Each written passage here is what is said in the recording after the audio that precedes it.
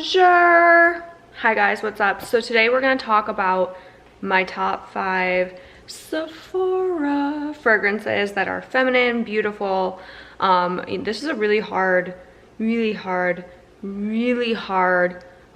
to pick for because, as you know, I have a lot of favorites out there. But this video, it is about time. So let's get into this video.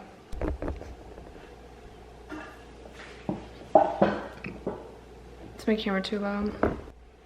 Hi, welcome back. I've missed you.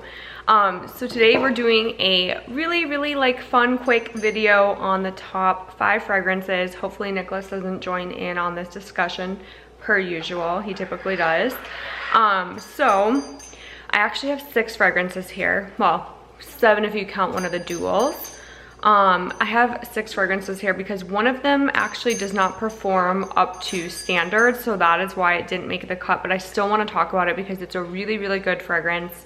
Some of you have actually purchased it due to my recommendation, and I love you for that. I highly suggest getting it in the travel spray because it just is not one that is going to last you all day. You are going to need to reapply, but it is the Dolce Gabbana Lily.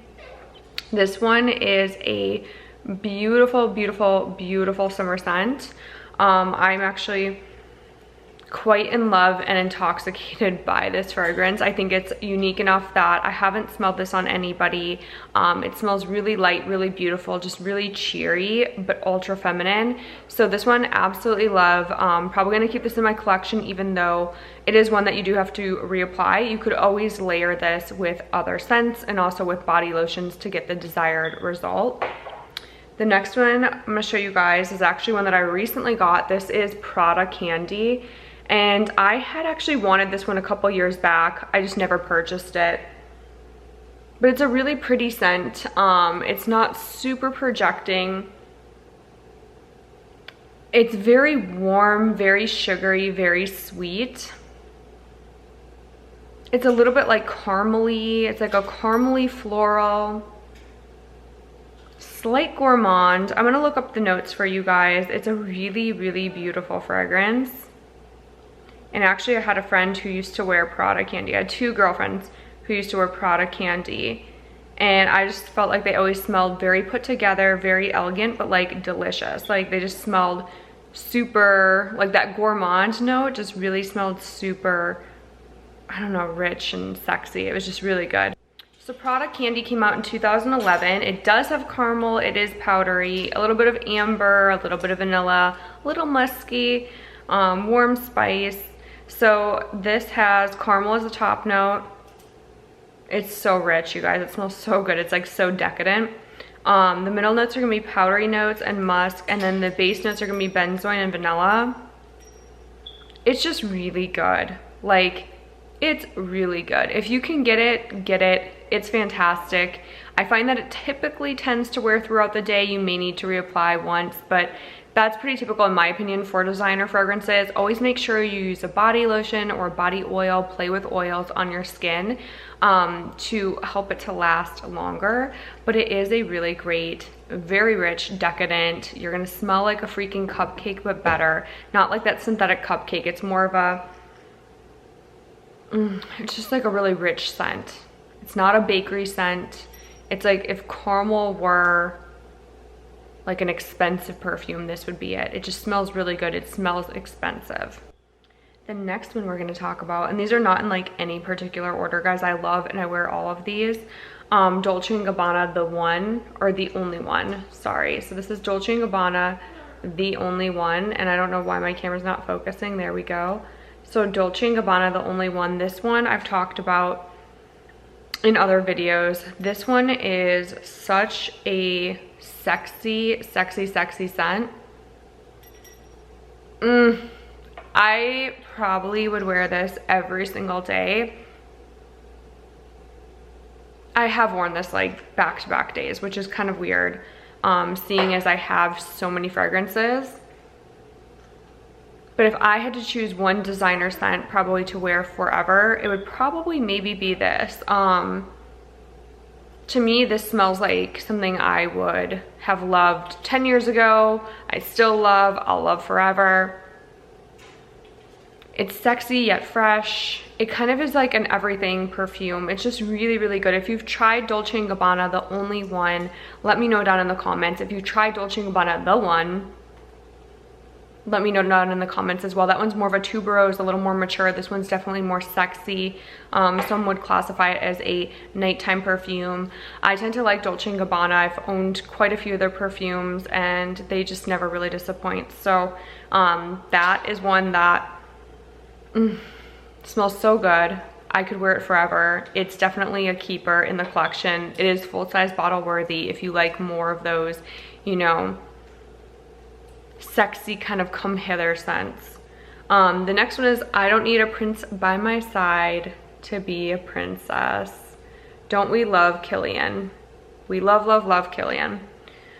This one, I've had girlfriends who smelled this and were just like, what is that? Like, what are you wearing? It kind of reminds me of Armani. It kind of reminds me of, like, they couldn't quite put their finger on it. There's a slight liquor scent to it, but not really. It's like a dark forest full of like lush, beautiful florals. This one is just, it's such a beautiful fragrance. It is unlike anything you'll smell. So this one is definitely a fragrance where if you're wearing this, you're probably not gonna smell like anyone else in the room. It is definitely like a one-of-a-kind perfume. It does kind of smell like other perfumes, but it has its own, it almost has like a woody accord to it. I'm gonna look up the notes for you guys. But it almost has like this woody accord to it that just smells really, really, really decadent. It just smells really good. So it has top notes of lemon, which I didn't really pick up on, nor did I pick up on the green tea, which is the middle note. I guess you could kind of smell it if you were looking for it, but ginger, peach, hedoine, I'm not sure how to pronounce that, jasmine and apple. The jasmine and apple you definitely can smell. They all are blended really good. This is a very well blended perfume. The base notes are marshmallow, vanilla, and benzoin, so it's very sweet and just like an intoxicating base. And then like the jasmine, the apple, it just kind of like is like a really delicious. Like I always forget how much I love this perfume. I will be buying a full bottle of it. I just like love, love, love. Love this perfume. So the next one I want to talk about, Angel by Moogler. I just have it in the baby. These are all travel sizes.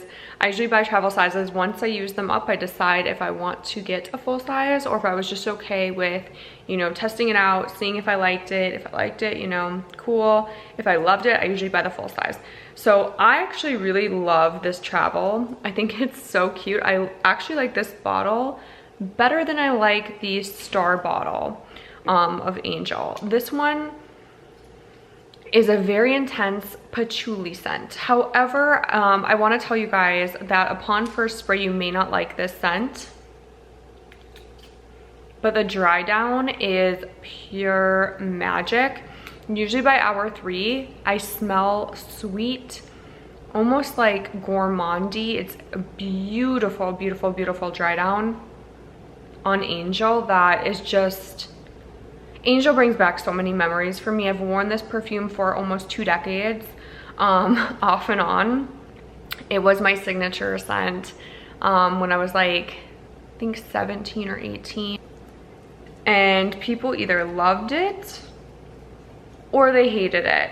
Angel came out in 1992, but there was this whole like reboost of Angel in around 2000. I think it was like 2004, 2005 was when I bought my first bottle, and I wore it. I remember wearing it and it was like this big thing. Like all of a sudden all these people were wearing Angel. It was being mentioned in the media, it was being mentioned in books, and like kind of pop culture was catching on to Angel. Before that I never really like heard of people wearing it.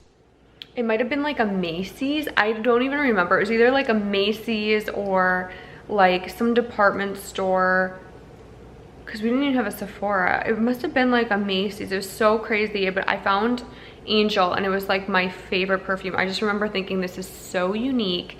This is so exotic. The patchouli is not rancid. I know some people will say the patchouli and it's really disgusting. I have to be in the mood for Angel, you guys. I could not wear Angel every single day. I really could not. I can't really wear it to work. I feel like it's really definitely not work appropriate for someone who works with the general public. It's more of like a sexy date night, or if my husband and I are doing something during the day and I just want to be sexy and kind of like, this is like a bedroom fragrance. This is like a bow chicka wow wow, which is just, ooh, it will knock your socks off and probably all the rest of your clothes. All right guys, say hi to Instagram. And last but never least, Cavalli. So I wanted to say that this was like one perfume, but it is not. It's actually two perfumes. She does sell these separately, so they actually come in actual perfume bottles. I do have quite a few of them actually. I think I own every Cavalli except for Citrus 08, which I'm not a fan of. I think I did review it, but to me it smells medicinal. It smells like a medicine cabinet. I may revisit it someday. My changes, or my my preferences always change, and as I grow and as I evolve, there's certain perfumes where I once didn't like it and now I like it. In fact, today I had come across a perfume review that was like kind of like, I wouldn't say negative, but it was just like someone who did not love Creed Windflowers, and they were talking about like all the things that they thought were weird about it, and I was like, you know what, let me revisit Mrs. Windflower. And I did. Actually have it on my wrist right here, and I don't love it, but I don't have that same reaction I had in the beginning where I was like, oh, absolutely not. Would I pay for something, a bottle for it? No, but I do appreciate it, and I do think it smells actually kind of pretty. That being said, I still wouldn't buy it. Like, you actually couldn't pay me to buy this bottle. Wait, that doesn't make sense. But anyways, you couldn't pay me to wear this bottle on the regular. That makes more sense. It's not a me fragrance. Like, it's not something that when I'm, you know, fragrance to me is very much a style. It is a art form. It is a part of the beauty self-care regimen. When I leave my house and people smell me, I want them to have a memory of that, you know, perfume being part of who I am. Miss Windflowers just is not me. Her and I don't exist on the same playing field. You know, we're on two separate things. It's like if someone was into soccer and then there's someone into football, but they like didn't really, you know, whatever. Like, soccer players are different than football players. It's kind of the same thing with Miss Windflowers. Her and I are just different, totally different tastes, totally different arenas, and we probably will never cross paths in the form of a full-size bottle. But anyways, without further ado, Cavalli Vanilla, let's see, Vanilla 28, which is this dark amber. And I actually saw a review where someone had a full-size bottle of this, and everyone was talking about how, oh, it's so dark, so dark. Guys, this bottle is probably like 2 years old, maybe 2.5, maybe even older than that. It might be older than that, actually. And I love this perfume so much, like beyond love this perfume. I've worn this to some of my favorite events. It does get darker as time goes on. Like, it almost looks kind of black to me, like a dark purple, almost like a black.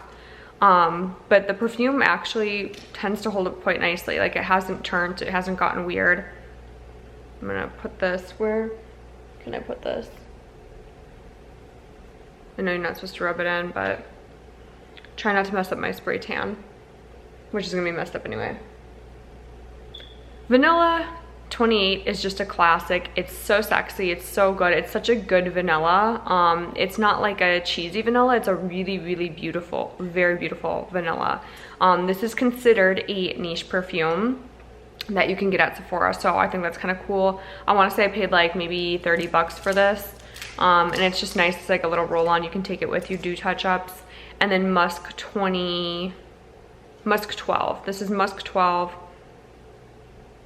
I think I'm trying to not use this because I'm obsessed with Musk 12. Is my bottle leaking? Oh no. Musk 12. I'm just gonna probably end up having to buy, I think I have like a Sephora something where they're coming up where it's like a deal, some sort of like percentage off, and I think I might just have to buy both of these in the full size because I absolutely love them. I love them mixed together.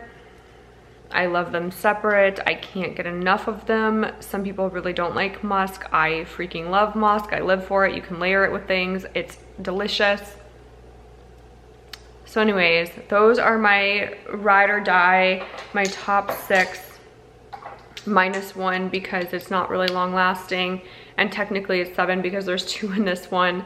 But these are, if I had to start my collection all over and go with 5 perfumes, like my top 5 perfumes, it would be these guys. You have something kind of for like every day, something kind of like a little bit more fresh. You have something more fun and sexy. You have things that are just going to cover all the bases. They're all very, very, very feminine, and just really a great addition to any collection. So I love you guys. I hope you loved this video, and I will see you in the next video.